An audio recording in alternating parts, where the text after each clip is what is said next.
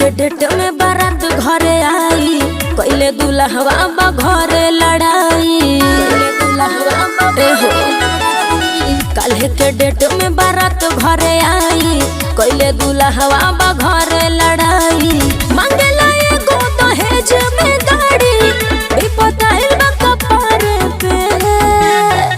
तोरा बहिन के शादी कराई, तोरा बहिन के शादी कराई, अपना दुल्हरुआ सारे से। तोरा बहिन के शादी कराई, अपना दुल्हरुआ सारे से।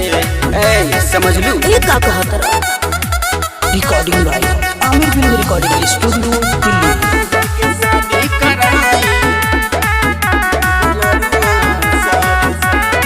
देखो नया गोवा कइले बा चढ़ाई, बेटा हा पक्ष के करेला बड़ाई। सर हमार हुए थाना के अफसर, एही से दहेज में मांगता नी पैसा। अच्छा देखो नया गोवा कइले बा चढ़ाई, बेटा हा पक्ष के करेला बड़ाई। सर हमार हुए थाना के अफसर, एही से दहेज में मांगता नी पैसा। घर भर के चिंता भइल बा ऐसन, होखत बियाह कछारे में, कछारे में, कछारे में। तोरा बहिन के शादी कराई, तोरा बहिन के शादी कराई, अपना दुल्हरुआ सारे से। तोरा बहिन के शादी कराई, अपना दुल्हरुआ सारे से। Recording by Aamir film recording studio Delhi.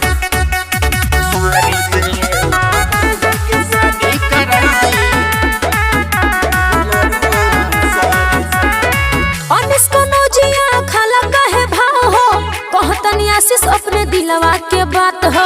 Lakhimpur के हई लइका रंग बाज हो, यही से जाने ला यूपी बिहार हो। बुझलू बिहार हो। अनिस कनौजिया खाला काहे भाव हो, कहतनी आशीष अपने दिलवा के बात हो। लखीमपुर के हई लइका रंग बाज हो, यही से जाने ला यूपी बिहार हो। यूपी बिहार हो।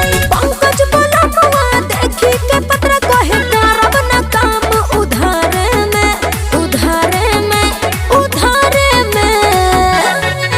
तोरा बहिन के शादी कराई, तोरा बहिन के शादी कराई, अपना दुल्हरुआ सारे से। तोरा बहिन के शादी कराई, अपना दुल्हरुआ सारे से। ए समझ लू चुप रहो।